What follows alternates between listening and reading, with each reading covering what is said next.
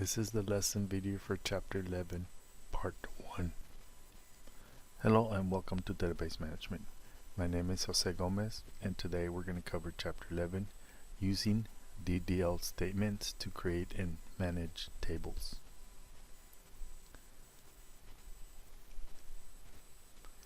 In this chapter we're going to cover the sections: categorize the main database objects, review the table structure, list the data types that are available for columns, create a simple table, explain how constraints are created at the time of table creation. In the first section, we're going to cover object types, users and schemas, naming schema objects, object namespaces, determine what objects are accessible to your session. First, we're going to look at the object types, and we're going to use, in this query, we're going to use a data dictionary table to query, to give us a list of all the objects in the database. So we're going to select from DBA_objects, and that's a data dictionary table. And I'm going to go to SQL Developer. And I'm going to run the first statement, so I place my cursor in the SQL statement. I run the SQL statement and it's going to provide a list of all the objects in the database. Alright, so we have, this is everything that makes up the database: cluster, consumer group, context. Down here I think we would have tables, so we have 2,441 tables. We have sequences, we have synonyms. So even though you've looked at the HR schema, this is beyond the HR schema, so it's everything in the database. So there's other accounts. There's a system account that has a lot of tables and a lot of objects. So don't be thinking this is just your HR schema. So it's everything in the database. So you can always pull this information using this table. Okay, and again, it's a data dictionary table that'll list all the objects in the database. And if you're going to manage a database, this is important because you always want to keep tabs on what you have in your database if you're going to be responsible for it.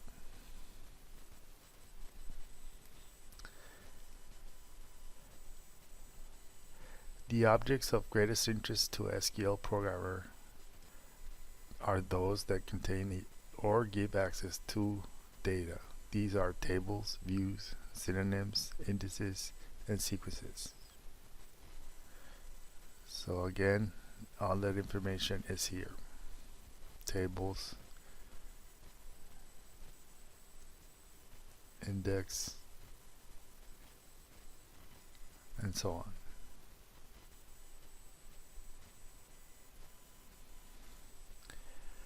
Now we come to users and schemas. Many people use the terms user and schema interchangeably. In the Oracle environment, you can get away with this, though not necessarily with other database management systems. A user is a person who can connect to the database. The user will have a username and password. A schema is a container for the objects owned by the user. When a user is created, their schema is created too. A schema is the objects owned by the user. Initially, it will be empty.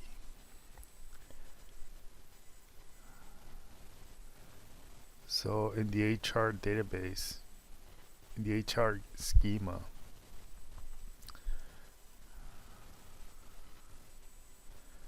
we go to SQL Developer and we look at the properties, and the username is HR, and that's the schema. So all the contents of the HR schema are tables, views, all of this it's what makes up the schema. All right. I gave everybody access to the schema, so you all share the username and password.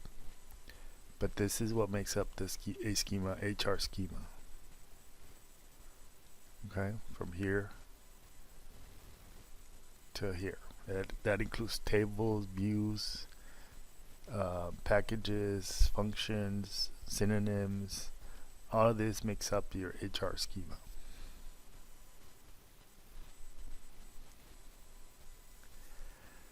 Now we come to naming schema objects. A name can be from 1 to 30 characters long. It cannot have reserved words like select, from. All names must start with letters from A through Z and can only have 3 characters: the underscore, the $, and the hash symbol. Lowercase letters will be converted to uppercase. So in other words, you cannot have an object name that starts with a number. You cannot have other symbols other than the ones listed here. You cannot have spaces between in your schema name. So please remember that, because it's very important. Now we go to object namespaces. A namespace defines a group of object types within which all names must be uniquely identified by a schema name. So here we have a namespace. That namespace is a group of objects.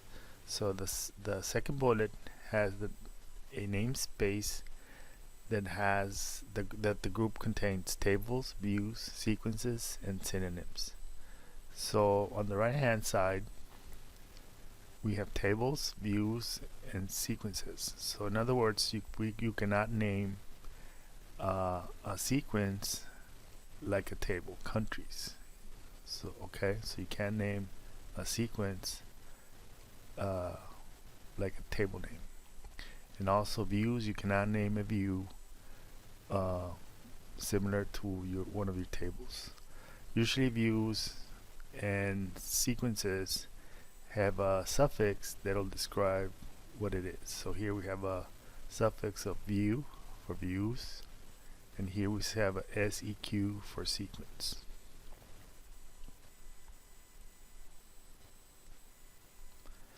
When you have a different namespace, you can use the same name. Okay, so now we come to determine what objects are accessible to your session. In HR, we run this query, and this query, it's also from a data dictionary table, and it'll list how many objects of each type are in the HR schema. So let's go to the SQL developer and run our second SQL statement.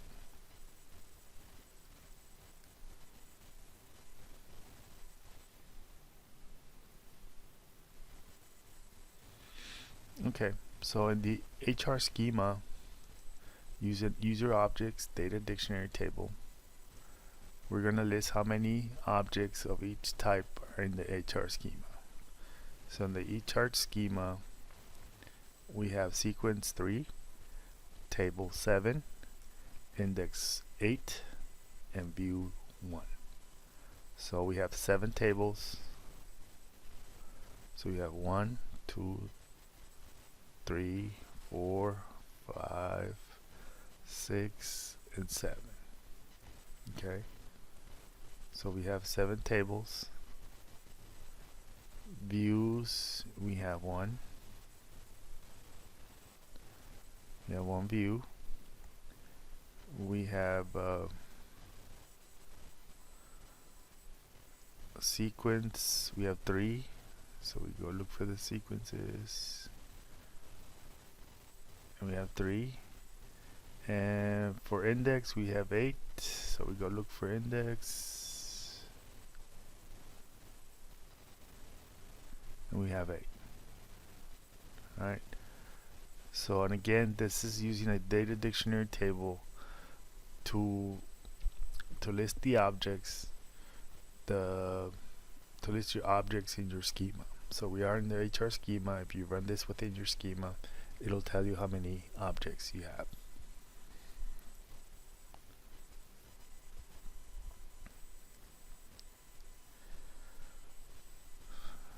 Now we go to another query, and this query will list how many objects in total HR has permission to.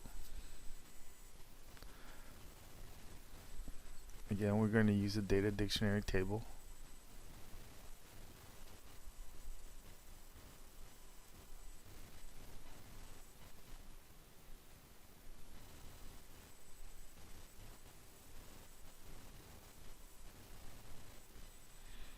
Okay, we have addition, we have sequence, so we have a listing of all the objects that HR has access to.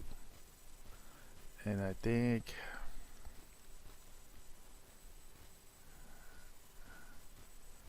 we have access to tables, and I think we have a large amount because we have the data dictionary, where we have access to the data dictionary tables in the system account, the main account for Oracle. Okay, so this is important again because if you're managing the database, you want to know what you have access to, what each schema has access to.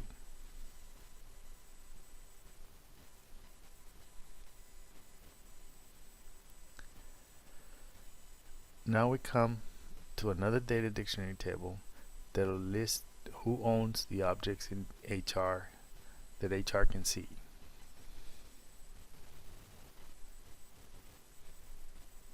So we run this query, and it'll tell us who owns the objects that HR can see. Here we have a system, so that will be your data dictionary tables. They're owned by system schema, which is the main schema in your database. So here you have all the owners of all the objects that HR schema can see.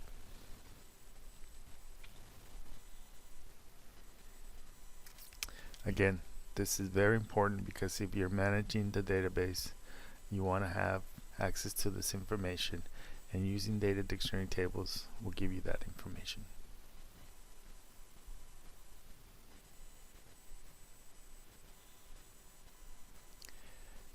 Now we go to the second section of the chapter, review the table structure, and it covers investigate table structures.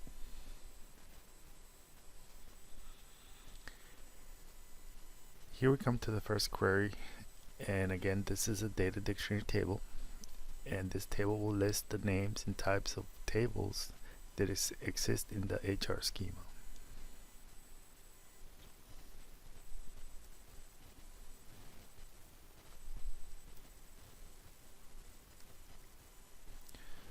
So we run this query, and here we have the tables, the tables,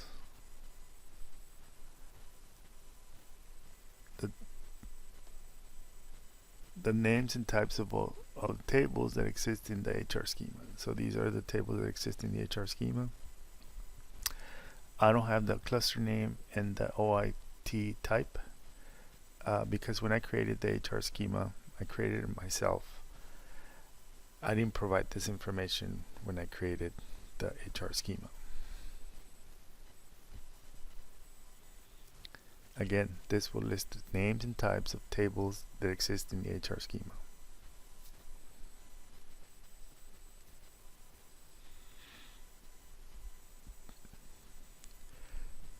Here we're going to use the describe command to display the structure of a table. So we go to SQL Developer.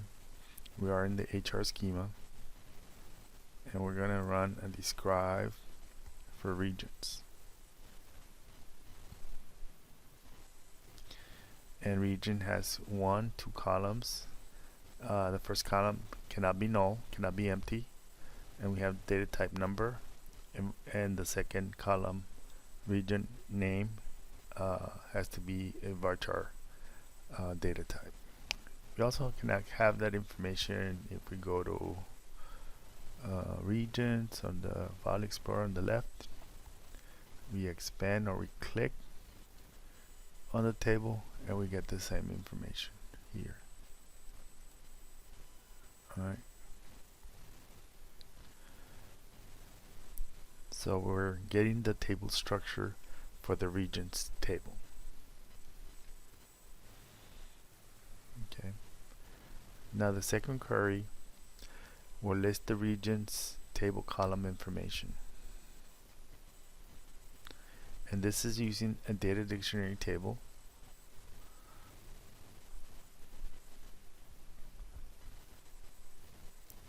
Okay.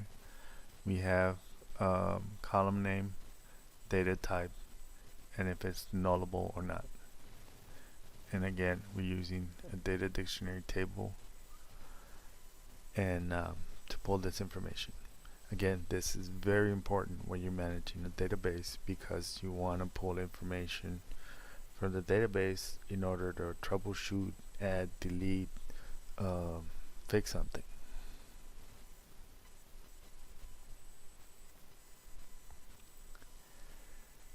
Now we go to the third section of the chapter, list the data types that are available for columns. In this section, we're going to cover the list, the data types that are available for columns, investigate the data types in the HR schema. First, we come to the alphanumeric data types. In this group, we use varchar, which is used for strings, for text. And here we can put addresses, names, and city names. Those are some examples. We had the nvarchar 2, and this is for alternative national language character sets. And here you can put the characters from languages like Japanese, Korean, and Chinese. The last one is charge, which is fixed length. The first two are variable length. That means they can be any size. The last data type char has to be fixed length. And this is ideal like for gender when you have M for male and F for female. We can also use it for state codes like Texas abbreviation TX or Florida FL. And also for columns where you need yes or no, that you're only going to have one character, Y or an N. So those are some examples for use of char. Now we go to the binary data type, raw. This is a variable length binary data. And you can use this data type to store graphics. Again, this is a binary, so it'll take a binary, the binary representation of a graphic. You can also use it to store sound, and you can use it to store documents. Now we go to the numeric data types. We have number, we have float, we have integer. The number data type has a precision and scale. And I'll show you what that is in the next slide. This was covered in chapter 1 briefly. Here we're covering it more in depth. We also have float and we have integer. Integer does not have decimal places, and float is used for numbers with large decimal places. Here we have a little bit more explanation for number, data type, and precision and scale. So if you're gonna have a number with a precision of 10 and a scale of 4, the 10 means that the number has to be 10 spaces long. That's including the decimal places. So this is 1, 2, 3, 4, 5, 6, 7, 8, 9, 10. So again, the precision 10 includes all the numbers, including the ones in the decimal in, in the decimal places.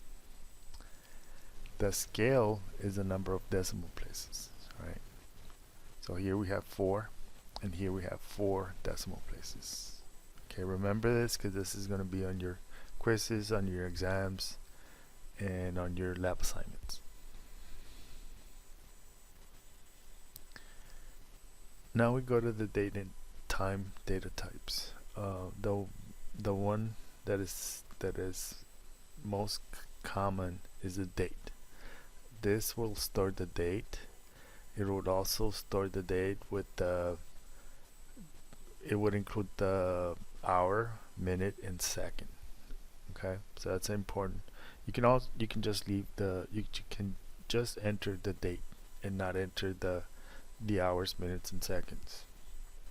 And all the other time data types. They're variations of the date data type. Now we go to the large object data types. These are to store humongous amount of information. I've never used these, but they are used. They're not very common, and they're using complex applications. Now we have row ID data type. Row ID data type is a code in base 64 that is the pointer to the location of a row in a table. Encrypted within it is the exact physical address. Row ID is an Oracle proprietary data type, not visible unless specifically selected. So we have a sample query that we're going to use to show you the row ID. So we have we're going to get the row ID from the employees table, and we're going to list row ID. We're also going to list employee ID and first name, but we're interested in row ID. Again, it's hidden unless you specifically ask for it, and this is what you get. And this is the row ID, and every row ID should be different. So this row ID will point to this record. Okay, so that's your row ID data type.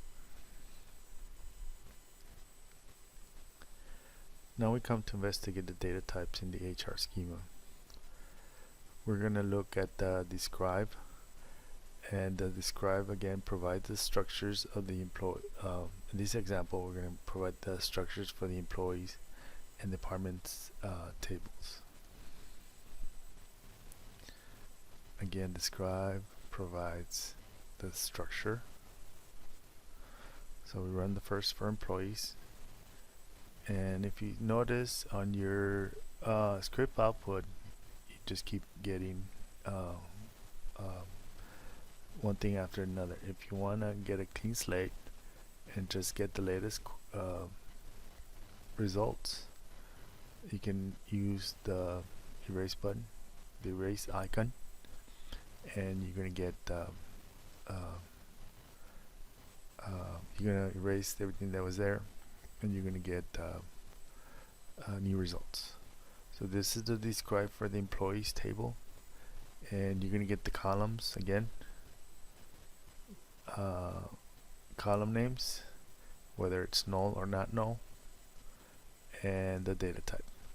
Look at the examples of data types here, because when you create your database in lab assignment for chapter 3, you're gonna be required to know this, or it'll help you create better tables, come up with better tables. Okay, now I'm gonna erase the contents of the script output, and I'm gonna do the describe for departments. Okay, again we have the tables, whether it's null, not null, and the data types.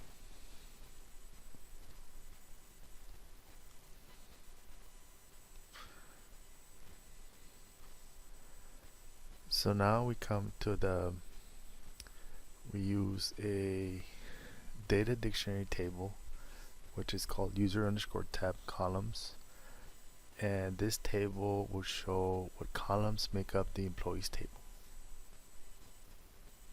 And this is using the data dictionary table. The data dictionary table is data user tab columns, right? And we're getting column name, data type, whether it's nullable, data length, data precision, and data scale.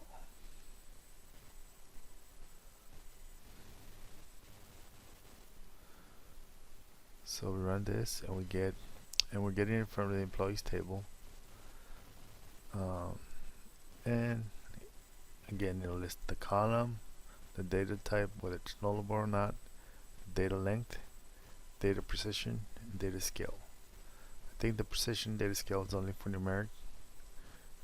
Here we have employee ID, it's numeric, and we have a precision of 6 and a scale of 0. That means we don't have any decimal places. Here we have salary, also number, data type, and we have a precision of 8 and a scale of 2.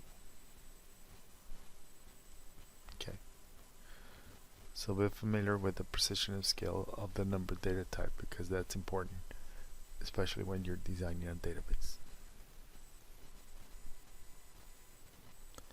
This is the end for the lesson video for chapter 11, part 1.